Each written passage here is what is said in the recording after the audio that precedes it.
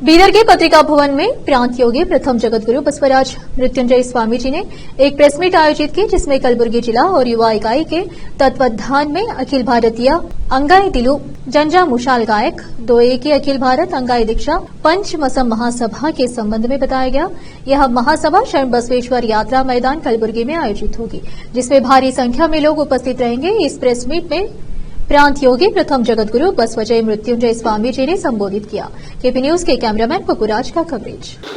कर्नाटकದಲ್ಲಿ ಕಳೆದ 3 ವರ್ಷಗಳಿಂದ ಮೀಸಲಾತಿ ಹೋರಾಟ ಒಂದು ಮಿಂಚಿನ ಸಂಚಲನವನ್ನು ಮೂಡಿಸಿರ್ತಕ್ಕಂಥದ್ದನ್ನ ನಿಮಗೆಲ್ಲ ಗೊತ್ತಿರೋ ಸಂಗತಿ. ಇನ್ನು ಲಿಂಗಾಯತರೊಳಗೆ ಇರುವಂತಹ ದೊಡ್ಡ ಸಮುದಾಯ ಅಂದರೆ ಲಿಂಗಾಯತ ಪಂಚಮಸಾಲಿ ಸಮುದಾಯ. ಈ ಸಮುದಾಯ ಕರ್ನಾಟಕದಲ್ಲಿ ಸುಮಾರು 1 ಕೋಟಿಗಿಂತ 30 ಸಂಖ್ಯೆಯನ್ನು ಹೊಂದಿದೆ ಅಂತ ನಾವೆಲ್ಲರೂ ಭಾವಿಸಿಕೊಂಡಿದ್ದೀವಿ.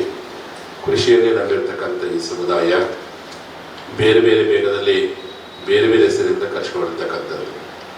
ಈ ಬೀದರ್, ಗುಲ್ಬರ್ಗ, ಯಾದಗಿರಿ ಭಾಗದಲ್ಲಿ ದೀಕ್ಷರ್ ಅಂತೇಳಿ, ನಮ್ಮ ಮಲೆನಾಡು ಭಾಗದಲ್ಲಿ ಮಲೇಗೌಡರು ಅಂತೇಳಿ, ಮೈಸೂರು ಪ್ರಾಂತದಲ್ಲಿ ಗೌಡ ಲಿಂಗಾಯತ ಅಂತೇಳಿ, ಕಾರವಾರ ಭಾಗದಲ್ಲಿ ಗೌಡ ಲಿಂಗಾಯತ ಅಂತೇಳಿ, ಈ ರೀತಿಯಾಗಿ ಒಂದೇ ಸಮುದಾಯ ಹಲವು ಭಾಗದಲ್ಲಿ ಬೇರೆ ಬೇರೆ ಸಂದರ್ಭದಲ್ಲಿ ಬೇರೆ ಬೇರೆ ಹೆಸರು ಕೂರಿಸಿಕೊಂಡು ಒಟ್ಟಾರೆ 1,30,00,000 ಬಂದ್ ಮಾಡಿ ಇಷ್ಟಲಿಂಗ ಪೂಜೆಯೊಂದಿಗೆ ಹೋರಾಟ, ವಿನೂತನವಂತ ಹೋರಾಟ, ಸರ್ಕಾರ ಗಮನ ಸೆಳೆಯುವಂಥ ಹೋರಾಟ.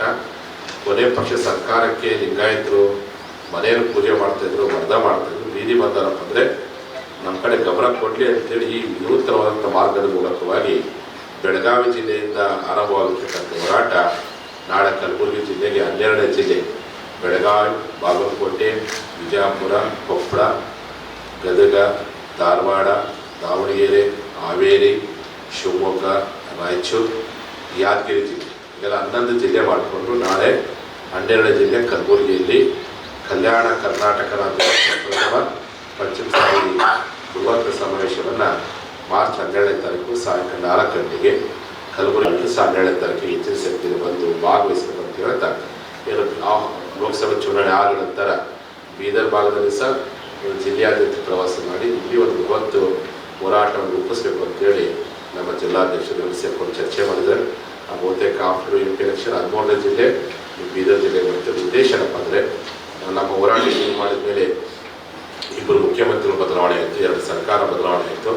ಆದರೆ ನಮ್ಮ ಹೋರಾಟದ ಗುರಿ ಮಾತ್ರ ನಿಂತಿಲ್ಲ. ನಮ್ಮ ಉದ್ದೇಶ ನಮ್ಮ ಹೋರಾಟದಲ್ಲಿ ಯಾವುದೇ ಬದಲಾವಣೆ ಇಲ್ಲ, ಯಾವುದೇ ಸರ್ಕಾರದಲ್ಲಿ ಯಾವುದೇ ಮುಖ್ಯಮಂತ್ರಿ ಬರಲಿ, ಆ ಮೀಸಲಾತಿ ಆದೇಶ ಪತ್ರ ನಮ್ಮ ವಿದ್ಯಾರ್ಥಿ ಕೈಯಲ್ಲಿ ಸಿಗೋವರೆಗೂ ನಿರಂತರ ಹೋರಾಟ ಅಂತೇಳಿ ಪ್ರಮಾಣ ಮಾಡಿ ಆ ಪ್ರಕಾರವಾಗಿ ಈ ಹೋರಾಟ ಮುಂದುವರಿಸ್ತೀವಿ ಅಂತ ಮಾತು ಹೇಳುತ್ತಾ ತಮ್ಮೆಲ್ಲ ಮಾಧ್ಯಮದ ಬಂಧುಗಳಿಗೆ